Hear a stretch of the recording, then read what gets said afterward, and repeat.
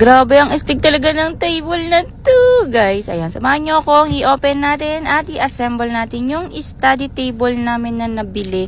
Grabe, napakaganda at saka napakatibay. Nagulat kami nung binuksan namin dahil ang kapal ng mga bakal na kasama niya. Yes po, solid na solid yung bakal niya. At saka alam nyo yun, yung matibay talaga siya. Tapos yung mga tornilyo niya pong kasama ay malalaki. As in, sobrang laki siya. Tamang-tama dun sa bakal na makakapal at saka malalaki. Alam nyo guys, may kasama na yan na manual.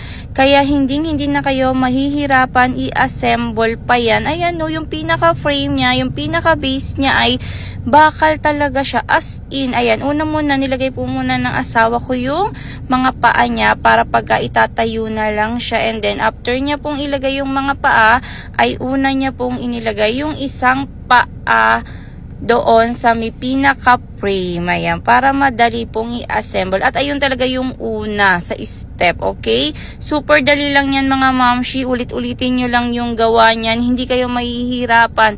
Napaka-easy. At yan, makikita nyo, super kapal at tibay talaga nung bakal. Nako, kung ako sa inyo, kung gusto nyo ng matibay at pang lifetime na table, mga mi, eto na yun, nasa harap nyo na. I-check out nyo na lang.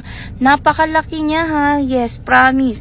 Mayroon din pong ibang available size at color. Pero kung team aesthetic kayo, team kahoy, team puti, nako, ito ang i-check out nyo. Sigurado ko, magugustuhan nyo talaga. Sulit na sulit mga mi. Promise.